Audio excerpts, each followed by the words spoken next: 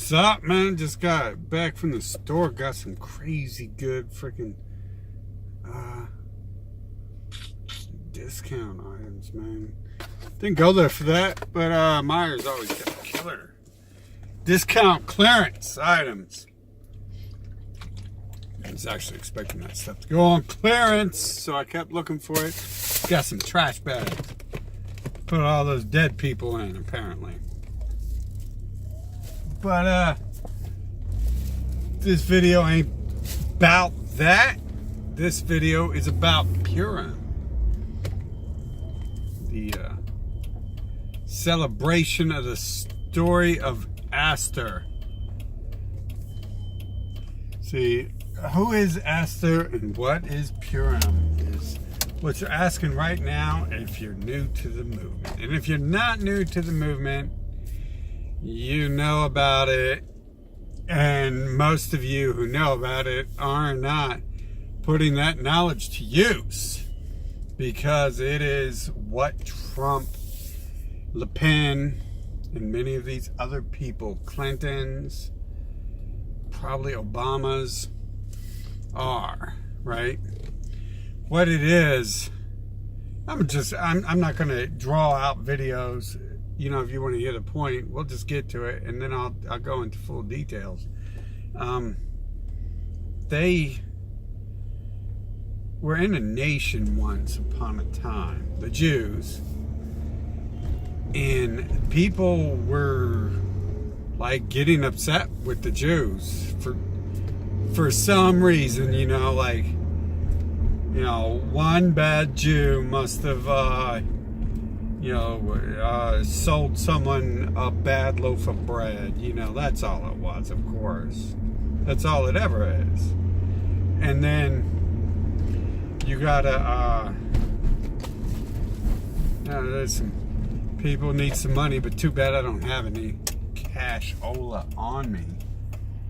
Digital age. I can't just swipe the phone here I'm using to record and give the poor people in need $5. But anyways, the story of Purim, otherwise known as the story of Esther, is about Esther, of course. And Esther, okay, yeah, I was looking at the wrong side of the camera last vid and this one, because I changed position for my mount I built to work better. The cable's not hanging everywhere. Anyways, what happened is that the people got all bored of Jews. They got bored. The Jews stole a loaf of bread, and then so they was gonna get rid of them. Haman, like a military general, was going to get rid of them. I mean, it wasn't just one guy wanting to get rid of the Jews. Obviously, the military commanders discussing this, the whole nation was discussing it. And so basically, they wed into the ruling family, and then the ruler decided, instead of killing the Jews, they're going to kill off the people who are upset with Jews, because the ruler's got a little dick and he's letting the pussy control him. So the Jewish pussy controlled him and took over his nation. The celebration they have yearly, they teach their kids, is literally about nothing more than using their sex parts to fluster men, confuse their thinking. And let's get real, it's used on women as well. But the original story was Esther, the Jewess, and the man was the ruler. They, like whores, they used their sex to get their way, to take over a nation, because this nation was sick of them and going to get rid of them. And that's the story summed up. Okay, so the story in depth. And then eventually and then the ruler killed them off. The people, they killed Haman. They beat, they lynched, and they ate Haman. And every year, the Jewish teach their children to beat a piñata of Haman and New York, they lynched hundreds of non-Jewish looking effigies. Like, I think they do it every year, because I just seen pictures of it one year. And they're teaching their children to beat Haman, and then they cook food that represents Haman, and they teach their children to eat Haman. I mean, like, pedophilia is one of those things people don't discuss because it's so degenerate. But think of that, like, at least a few of us discuss pedophilia and what needs to be done to some of those people. But no one touches cannibalism. No, I mean, it's just so sick. Like no one in their right brain thinks anything except for if you're eating a human, like, and the cop where's the cops? Isn't he supposed to, like, shoot you? Like, you know, we don't even think of that. It doesn't happen in normal society, except for every year during Purim, when the Jews want to teach their children to beat, eat, and lynch Haman. And this is like an ongoing thing here. But it's more than just a stupid religious holiday, because first of all, it's not a religion, it's a racial supremacist organization that says it's a religion, so you can't understand what's going on. And second of all, it's not just a stupid celebration, it's a true ritual. There's people who discuss religions, all religion, not someone who just talks about one 24/7, like God chose it to be their religion and that's that. And it could never be taught, nothing else can never be talked about. The other millions of religions, you start discussing those, you come to voodoo, you know, you come to all sorts of religions or magic practitioners, which are hocus pocus and can't be proven. You could argue maybe there's some scientific background in this, because there's a lot of science not done, a lot of science covered up, and even, you know, going back to, you know, early frickin' people, they wrote them off as quacks for simply trying to put chemicals together. But we're talking about a real, live, proven blood ritual. It's a blood mixing ritual, and it's proven to work. You know, it's not some, I'm a Satanist into heavy metal, and or, I mean, to be honest, I guess most Satanists aren't even into that, so shouldn't even link him. But you know, when you talk about those people, they don't know what they're doing. They're like cutting their wrist and drinking their blood, which is like the blood's like poison if you drink too much. Well, that's not even intelligent to do. It's not good for your body to drink blood. At least they say, right? At least the people who elites who rule the world probably do it, tell us that. But this is a true blood mixing ritual they partake in. And there's no hocus pocus, hiddly diddly to it. They literally mix the bloodlines. And I mean, this is commonly known in, like, Asian history. Two ruling families, or one ruling family would mix with someone who they wanted to become the ruling family. And they purposely did that because the marriages were mostly arranged, and probably still are in the leadership in Asian communities. But definitely in feudal times, the Asians, the leaders purposely, you know, arranged marriages for their families, and this was the equivalent of the Purim blood ritual. But see, they did that kind of for the same reasons as well.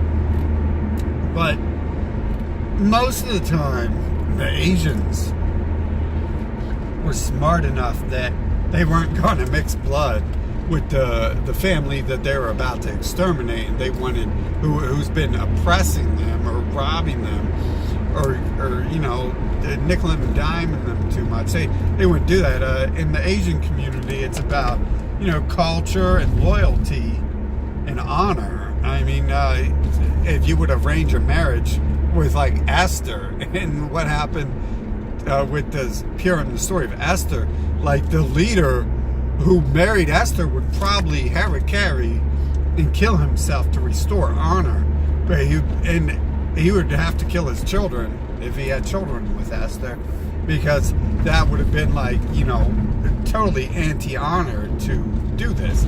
So it's not exactly like that, but it's a real blood ritual, and it shows real promises because it's a real thing. It's not 5, 10, 12, open the door, sesame, and cast a spell on the cat, cast a spell on the dog, chop up and eat the hog, woo, voodoo.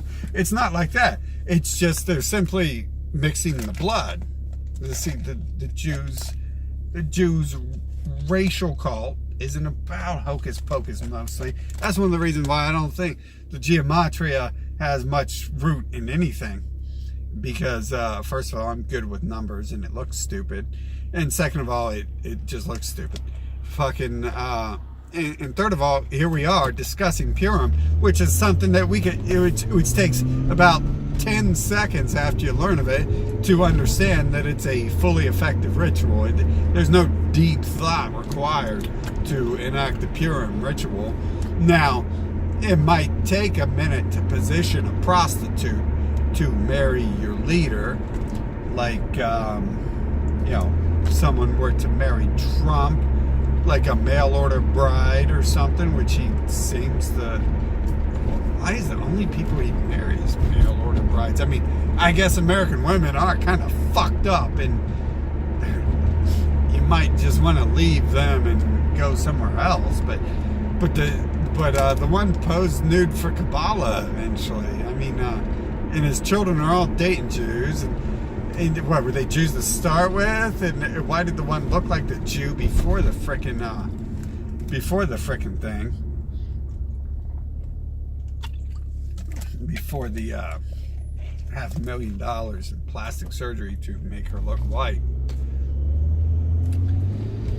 They do that with like all the families in our nation. Like this whole recent election was all Jews. It was Bernie Sanders, that's an obvious Juden. I mean, he didn't even try to like put makeup on or get a nose reduction surgery. Jill Stein, she didn't try to get a nose reduction surgery. She put makeup on, but there was a fifth party guy, I can't forget his name because I can't remember his name because they didn't discuss him enough, but that was like the first person they put into play before they really started re-hyping the libertarians. And he was a Jew. And then you have what? Clinton's and Trump's left. And the Clinton, it's hard to talk about those two. Hillary looked a lot like a Jew with her Coke bottle glasses. But it's probably hard not to. And she probably also had plastic surgery to change later on, so she looks less like that. Bill Clinton, it's hard to say about him. But see, here the facts are, is his daughter, their daughter looked like a Jew, just like Ivanka, before about $250,000 in plastic surgery to change her face around. And it really actually didn't change things too much. But then she married and bred with a Jew. That's their kid. That's their only kid. The bloodline is now Jewish. It's gone. Purim ritual enacted. Real occultic rituals in action. And it works. They're never going to turn on the people who control the nation, no matter what. And with Trump, we have Ivanka married, looked like a Jew, but let's ignore that. Married a Jew, has Jew babies now. Or Arab Ella has darker skin than frickin' anyone in the family somehow. Yeah, I'd question it. If I was Kushner, I guess if Kushner wasn't a Jew, he should really question why his child has like brown skin. And then you have his one daughter, Tiffany, dating a Jew now. Eric, married under the Chippewa, and married by a Jewish priest, supposedly not a Jew. I call shenanigans. He's not going to be left with the fortune anyways. He looks really dumb. He's kind of like not part of the Trump family. The Trump family, apparently, his dad put him in freaking boot camp. The Trump family is going to be strict, and they're not going to give Eric anything because he looks mildly retarded. He's not going to be able to handle a family fortune. Look at his pictures when he's not in the media. They doctor him up to look really good. Another lie when the liberals say they attack him. Why don't they show pictures of him when he looks mentally retarded like he normally does? And why do they show the few select good pictures? But then you also have the fourth one. Who's that guy? The one who acts like semi-intelligent. I can't think of his name. You guys know who it is. It's not the child. I guess there's 5 now. But the older one. I mean, he married Vanessa Hayden. And that's a Jew. Like, they totally brag.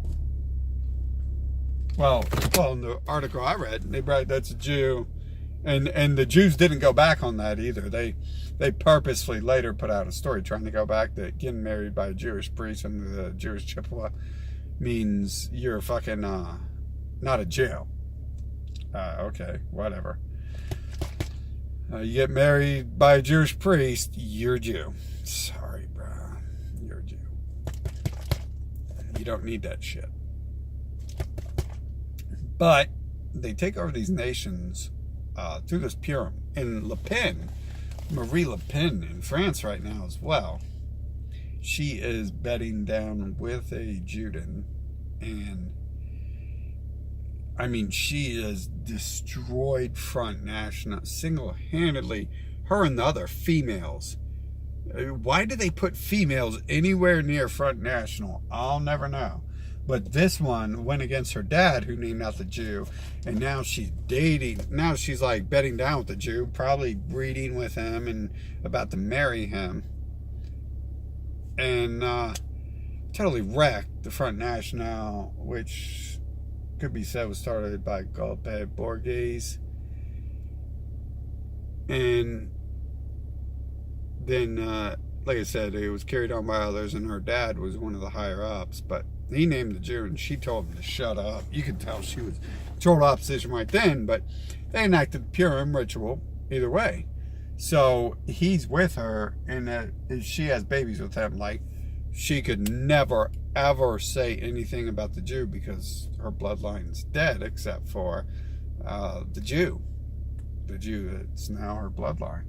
And we all know how people and their children are. They're not going to do anything about their children. I mean, that's the whole point of this ritual, is they're hitting the core of what matters. They're going after the children. They're making it so you'll never turn on the Jew because you are the Jew, basically. And I'm not sure where else they do this. I suppose they're doing this all over, but they've totally done it in America, and that's how they've taken over. Like, they've cemented it right now. But we can look back at Obama, and we got to question Obama's mama. And then we can easily look at the rest of his family. The leader of the black Jews in America is on his wife's side. And his dad went on to marry another Jewess after Dunham. And so you have like freaking everyone relevant to the government in the past 15 years is a Jew family. It's supposedly like 2% of the population. But how do they take over the entire nation? It's like part of their scheme, part of their plan. It's how they do it, and they do it. I mean, they're teaching their children to beat, eat, and lynch you so they can take over their nation every year at Purim. And Hanukkah as well is another nation-grabbing story. I suppose in 50 years, if we let them get by with the two-state solution, they'll have a new holiday, and it'll be about beating, eating, and lynching Palestinians. And I mean, hopefully we're going to stop that. I don't think there'll be another 50 years if we don't stop these people. But that's the story of Purim, pretty much. I probably left out some of the scripture, but I'm summing it up. I mean, we got 20 minutes here. I'm trying to detail how it works and everything, and how it actually is fully enacted in our country. And that's why the country's taken over and they control everything, is because they use these rituals, these real rituals, not hocus pocus, hoodoo voodoo. They're using real, personal based interaction manipulation, and that's their motive. That's their little agenda. That's how they do it, right? So whenever you hear the word Purim, really all you got to think of is Trump and the Clintons and Obama and the Steins, the libertarians, and you'll understand fully what that means. But I was just about to close the video, but there's an important part I'm leaving out. Remember, they went and hunted down the people who were Jew aware once they put those families into power. They literally beat, lynched, and ate their flesh and blood. And that's, man, it's logical to conclude that they're going to bring that to America pretty soon, because they've had to enact the rest of the Purim ritual. And who is it? If they've enacted the Purim ritual on Trump successfully, and all his family is Jews, and he's loving the Jews, and we can't prove he's not loving the Jews because it's his family. He wants to have sex with Ivanka. I mean, he loves the Jews. He loves Jews. He's just like the ruler in Purim. Doesn't matter. He just wants to get his dick wet.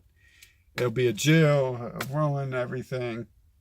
But what's he going to do? Is he just leading the alt-right to kill them off? I guess that's good for the Jews, right? That's a good idea for the Jews to lead the group that's exposing you, and then fucking lead them to some ovens and shit and kill them off. Man, I'm just waiting for something to happen that backs up the rest of the Purim ritual, because that's going to be the time when you need to stop worrying about researching Jews, stop worrying about discussing Jews, and start worrying about yourself and where the empire is going to go next. And personally, I think that the empire's got to fall. It always does. I mean, it's filled with people who are not able to contribute to it. Many of them want to, but they're just not able to. And the small knit groups that have built these empires, it seems to be after everyone collapses, they come back together, kind of under the same banner of people aware that a big change is coming along, and the rest of the people don't want to be part of it. And if that does happen, definitely watch out for the Purim ritual, the final stage of it. Because the first stage is obviously the marrying into the ruling families. But the next stage is when they beat, lynch, and eat Haman, and get rid of the followers of the people who are Jew aware as well. So be on the lookout for that.